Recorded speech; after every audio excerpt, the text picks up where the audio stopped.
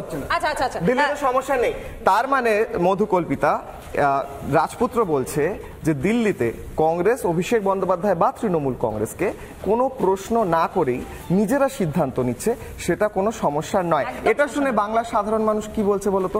একটা খুব পপুলার মিমের কথা মনে পড়ছে, আয় বেগন। অর্থাৎ যেখানে দাঁড়িয়ে একটা জোটের নিয়ম হচ্ছে অর্চনাদি যে একে অপরের সঙ্গে কথা বলে ডিসিশন নেওয়া, তাই তো করছেন আপনারা। আপনাদের জোটে কি আপনারা কাউকে না জিজ্ঞেস করে সবকিছু করে ফেলছেন এবং বলছেন যে কোনো সমস্যা নেই? আপনাদের জোটেও কি একই কালচার চলছে? একদম। দেখুন, আমি ওই যে হেলদি ডেমোক্রেসির কথা বলছিল রাজপুত্র, মানে বাড়িতে যখন দেখবেন বাবা ছেলে মেয়ে কাকি কাকিমা ঝগড়া হয়, হেলদি ডেমোক্রেসি। আর ঝগড়া হতে হতে মারপিট হয়, হেলদি ডেমোক্রেসি। মারপিট হতে হতে খুন হয়ে যায়, পুলিশ তুলে নিয়ে যায়, দ্যাট ইজ অলসো হেলদি বলতে হবে এদের। কারণ এদের একাগ্রতা, এদের বিরোধিতা, সহমত, এইটা এমন জায়গায় পৌঁছেছে যে বিরোধী আসনে বসে, শাসকের আসনে বসে নয়, বিরোধী আসনে বসে কে ক্যান্ডিডেট হবে স্পিকারের, তাই নিয়ে প্রথম দিনে প্রথম চত্রে তাদের মধ্যে লড়াই শুরু হয়ে গেছে। আজকে দেখুন 232 বা 234 জন যে এমপি যারা ইন্ডি জোটে আছেন, তারা যদি একটা ভোট কম পায় সেটা কিন্তু নৈতিক পরাজয় ইন্ডি জোটে। তার মানে বুঝতে হবে জোটের মধ্যে ক্র্যাক আছে। এবং এই জায়গায় দাঁড়িয়ে শুধুমাত্র বিরোধ করতে হবে বলে আমি পার্লামেন্টকে বন্ধ করে সময় পয়সা নষ্ট করে দেশের স্বার্থ ক্ষতি করে আমি একটা ভোট করবো, তা খুব ভালোই জানে ওরা যে এই যে ওরা স্পিকারের জন্য নমিনেশন দিয়েছে, যে ভোটটা হবে ইট ইজ ইউজলেস।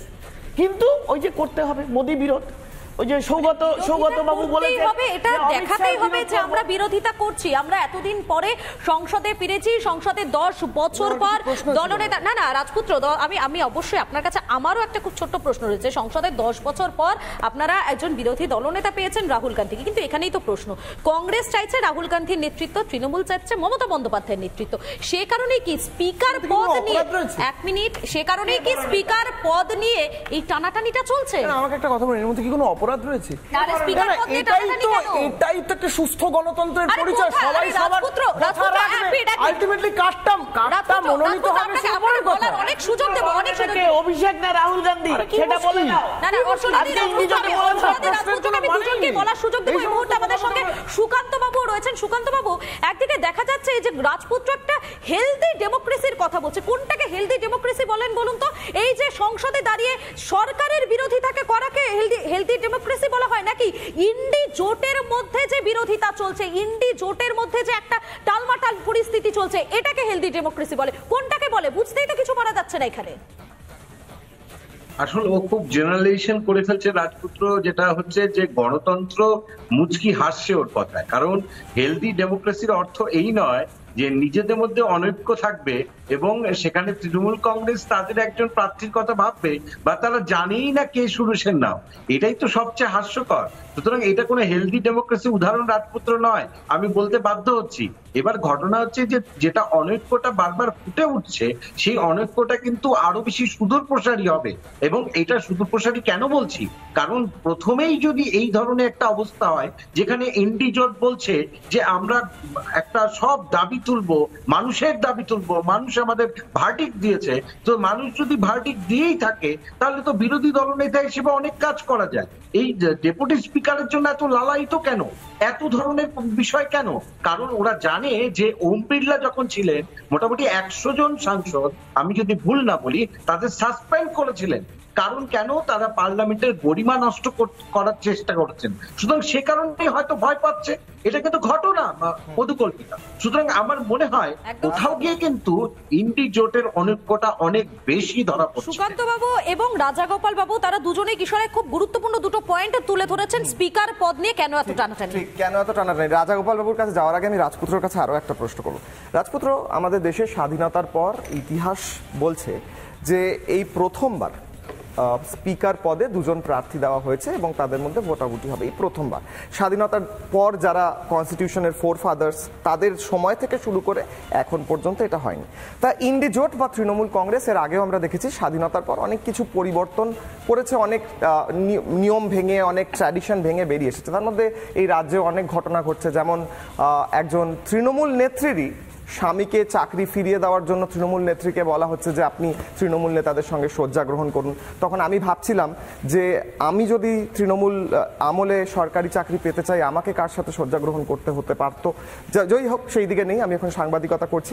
আমার প্রশ্ন হচ্ছে এই যে পরম্পরাটা ভাঙছে বা এই যে স্বাধীনতার পর এই প্রসপেক্ট যেটা এতদিন ধরে হয়ে এসছে, ট্র্যাডিশন সেটা ভেঙে যাচ্ছে, সেইটা হেলদি ডেমোক্রেসি, সেটাও হেলদি ডেমোক্রেসির সাইন। তো এতদিন হেলদি ডেমোক্রেসি ছিল না স্বাধীনতার পর, এখন তৃণমূল কংগ্রেস এসে হেলদি ডেমোক্রেসি এস্টাবলিশ করলো। ডেমোক্রেসিটা লোপ পেতে বসেছিল, এটা আমার অভিমত, ব্যক্তিগত অভিমত। স্বাধীনতা হেলদি ডেমোক্রেসিটা লোপ পেতে বসেছিল এই নরেন্দ্র মোদী সরকারের একটা একা চলার মনোভাবটা, কেউ থাকুক না থাকুক তুড়ি বাজিয়ে সরকার চালাবো, এরকম একটা মনোভাবের মধ্যে মনে হচ্ছিল যে হেলদি ডেমোক্রেসিটা লোপ পেতে বসেছে।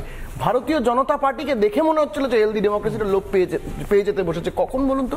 যখন কথা নেই বার্তা নেই, সর্বানন্দ সোনোয়ালকে সরিয়ে দিয়ে হেমন্ত বিশ্ব শর্মা কখনো মুখ্যমন্ত্রী হয়ে যায়, কখনো কথা নেই বার্তা নেই একজন কোনো একনাথ শিন্দে হঠাৎ মুখ্যমন্ত্রী হয়ে যান, একজন প্রাক্তন মুখ্যমন্ত্রী দেবেন্দ্র ফর্নান্ডিস থাকা সত্ত্বেও তাকে ডেপুটি চিফ মিনিস্টার করা হয়। সেখানটায় তখন মনে হয় যে এরা যা করতে হয় তাই করব সরকারে থাকার জন্য, কিন্তু কোন রকম আমার মনে হয় না বার্তা নেই। দলের একজন মুখপাত্রকে রেজিগনেশন দিতে বলা হয়, মুখপাত্র মুখ্যমন্ত্রী। না না, মুখ্যমন্ত্রীর কথা বলছি না, এটা কোনো তুলনা হলো। আমি বলছি একটা পার্টির আভ্যন্তরীণ গণতন্ত্র নেই যে দলের, পার্টির আভ্যন্তরীণ গণতন্ত্র নেই যে দলের কথাই বলছি। রাজপুত্র বাইরের দলের অপোজিশনের রাজপুত্র আভ্যন্তরীণ গণতন্ত্রের কথাই বলছি। একজন মুখপাত্র, আমি তোমার গায়ে লাগছে কেন, আমি তোমার কথা বলছি না, আমি একটা এক্সাম্পল দিলাম। ধরো একটা দলের মুখপাত্র রয়েছে, সে দলের হয়ে সারাদিন কথা বলেন, কিন্তু তার কোনো একটা কথা দলের পছন্দ হলো না, তাকে বলা হলো আপনি রেজিগনেশন দিন, আপনার সমস্ত পদ ছেড়ে দিন। এইটাও আভ্যন্তরীণ গণতন্ত্রের পক্ষে সুখকর এবং স্বাস্থ্য।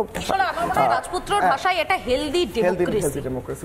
উত্তরটা দিয়ে প্রথমত কোন মুখপাত্রের সঙ্গে মুখ্যমন্ত্রীকে তুলনা করতে রাজি নই।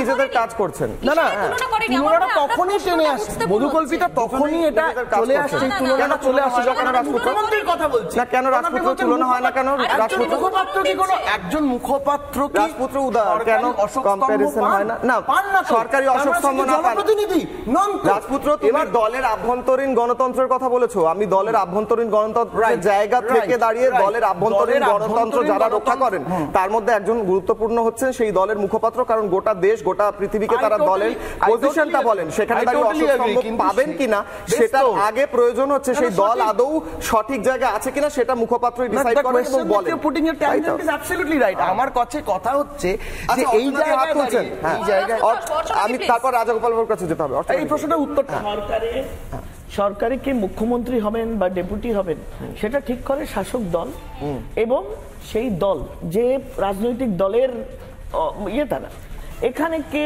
চেঞ্জ করে কে হয়েছে সেই নিয়ে উনি প্রশ্ন তুললেন। তাহলে আমি বলবো আজকে যে স্পিকারের ইলেকশন হচ্ছে 26 তারিখ, প্রথমবার ভারতবর্ষের ইতিহাসে, এটা কিসের স্বার্থে হচ্ছে? এটা কি শাসক দলের স্বার্থে? এটা কি ভারতবর্ষের সাথে? শুধুমাত্র ক্ষমতা দখল, শুধুমাত্র নিজের ক্ষমতা কুক্ষিগত এবং কে বড় এই জিনিসটা দেখানোর জন্য ওদের মধ্যে মারামারি কাটাকাটি শুরু হয়ে গেছে। কোনো নীতি নেই, কোনো রাষ্ট্রবাদ নেই, দেশের উন্নতি নেই, মানুষের ভালো নেই, কোনো কিছুতে আমি বড়, আমি করব। সেই কারণে স্পিকার নির্বাচনটা হচ্ছে। যখন ফিরহাদ হাকিম মেয়র হওয়ার কথা ছিল, যখন মীনা দেবী পুরোহিত যখন গিয়ে মেয়রের জন্য জমা দিয়েছিলেন, নমিনেশন জমা দিয়েছিলেন, যে কারণে উনি দিয়েছেন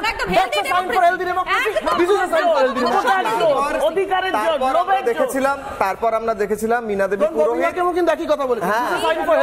তারপর সেই মীনা দেবী পুরোহিত তার কিছুদিন পর মার খেয়ে তারপর পা ভেঙে মাথা ভেঙে পড়েছিলেন বিছানায়, অর্থাৎ সেটা এখানেও হবে বলে আশা করছেন। দুটো আলাদা ঘটনা, ব্যক্তি তো একই, তার মানে কার হাতে মার খেয়েছিলেন রাজপুত্র, কার হাতে মার খেয়েছিলেন?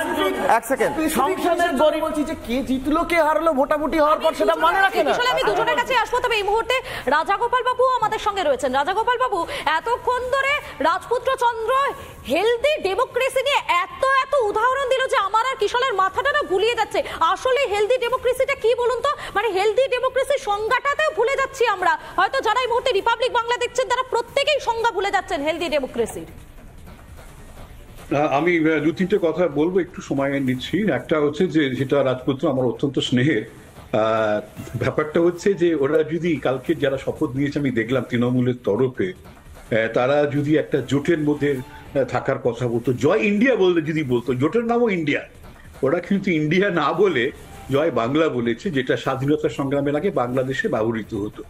আমরা দেখেছি জয় প্যালেস্টাইন বলিয়ে কেউ বিপদ হয়েছে, জয় বাংলাদেশ বলে কি হবে আমি জানি না। যাই হোক, সে প্রসঙ্গটা আলাদা। যদি ঐক্য থাকতো জয় ইন্ডিয়া বলার চেষ্টা করতো, ভারত না বলে। যাই হোক, সেটা তারা পারেনি।